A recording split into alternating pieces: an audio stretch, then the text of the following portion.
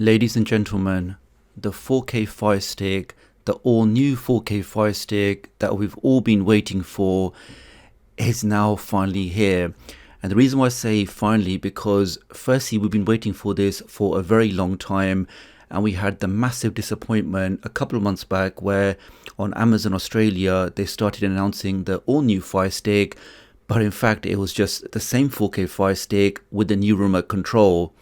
But this 100% is the new 4K Firestick, and it's called the 4K Firestick Max. So what exactly has changed in this new stick, which as we can see is going to come out in October in a couple of weeks?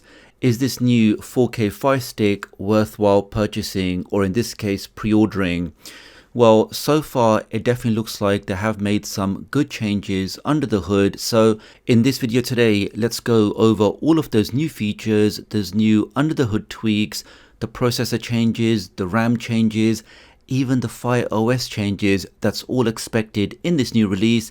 Then I'll also talk about some of the negatives, some of the issues with this all new Firestick. So please do take a moment to hit that like button, make sure you hit that subscribe button. So with all of that being said, let's get started. If you're new to the channel and you want to stay up to date with the latest tech tutorials, the latest Firestick, Android and Android TV tips and tricks, then please do subscribe and hit the notification bell. It's a small click from you, but it makes a big difference to me. Thank you. So here is the new 4K Firestick Max. As we can see, it does come with the latest generation Alexa remote control, which does have those extra buttons.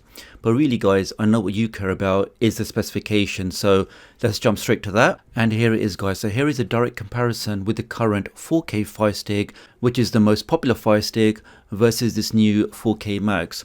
Now starting with the processor, what Amazon claim is that this new version, which is running at 1.8 GHz with a slightly newer CPU or SoC system on chip, this newer SoC will give you 40% performance. So what that means is in day-to-day usage, navigating around, clicking on items, opening up applications, all of that should be noticeably faster than the current 4K Firestick. Now, as you guys know, the 4K Firestick is already fairly snappy, so it'll be interesting to see in real life tests when I get this device, how much faster or noticeably faster it is. Now here's a big one guys. So the current 4K Firestick only has 1.5 gigs of RAM, whereas the new 4K Max will have 2 gigs RAM. Now this will really help out your day-to-day usage of the Firestick, because RAM is one of those things that's always been lacking on this device. And again, when you have too many applications open, when your device starts running low on free memory, that's when you typically start seeing buffering in your application. So having 2 gigs RAM should definitely make a difference on this new 4K Max. Now the other big one is the current 4K Firestick runs FireOS 6, which in fact is Android 7.1, whereas the new 4K Max is going to run FireOS 7, which in fact is Android 9. Now the big benefit of this is the OTG support. So if you do want to expand the storage, then just like we have on our second generation Fire TV Cube, the ability to expand the storage and move applications to your USB storage is a lot easier on FireOS 7. So it's great that we're going to get this later version on this new 4K Max.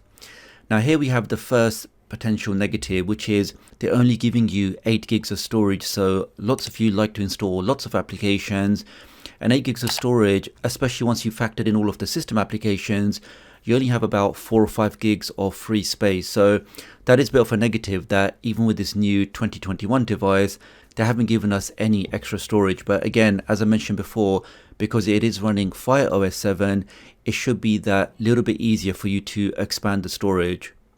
Now, another benefit we see with this new 4K Max is it supports Wi-Fi 6. So if you really want the fastest Wi-Fi speeds, then you can achieve that on Wi-Fi 6. But the only caveat is that you have to have a Wi-Fi 6 compatible router or router. So if you haven't got the latest Wi-Fi 6 router or router, then unfortunately you won't be able to take advantage of this new standard. But if you do get a compatible Wi-Fi 6 device, then you really can get some phenomenal speeds on Wi-Fi 6. Now one last one is that we have hardware decoding of AV1. So in case you didn't know, Google is really pushing AV1, especially on YouTube or YouTube TV. So the fact that this device supports hardware AV1 decoding should really boost the performance.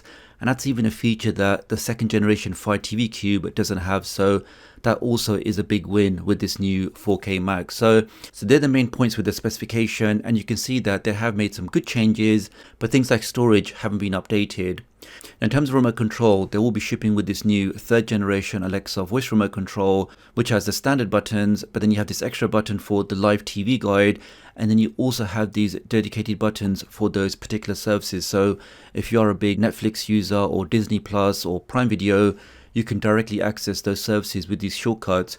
But it also means that you can remap these buttons and maybe open up another application. So if you'd rather open up a third-party application or one of your streaming applications, you could potentially remap these buttons to get one-click direct access to those favorite applications. So breaking this down now, guys, if somebody asked me right now in terms of pros and cons, what's the real benefit of this new 4K Firestick Max? Well, first up, I would say the fact that the SoC, the system on chip, it is 40% faster. And even though that's claimed 40%, it will be good to see in real life tests exactly how fast that is. And I will be doing a direct side-by-side comparison of the current 4K Firestick versus the 4K Max. So make sure you are subscribed for that.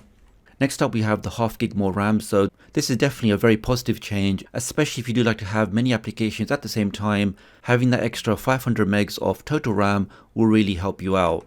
Next up, we have FireOS 7. So this could really be a positive and negative because, as you guys know, certain applications unfortunately do not work with Android 9. So although they may work perfectly fine with Android 7.1, which is what we have on the current 4K Firestick, it may be a case that when you get this new device, older applications or applications are not compatible with Android 9, they will start crashing.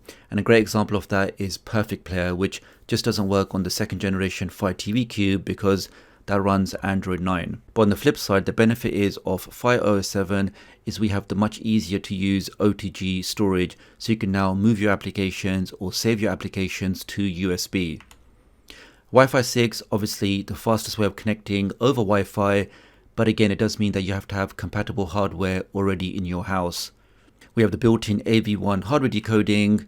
This also is another good one, so if you are interested in cloud gaming, then this device actually comes with HDMI 2.1, which does support that low latency. So if you really want the fastest response times for your cloud gaming, then and Amazon are pushing their Luna gaming service. So, and I will show you the prices in just a second, that they actually bundle this with the Luna controller, so you really can get the best from your cloud gaming experience. Now, negatives, as I mentioned before, same amount of storage. So again, if you don't want to expand the storage, you are very limited in how many applications you can install on your device.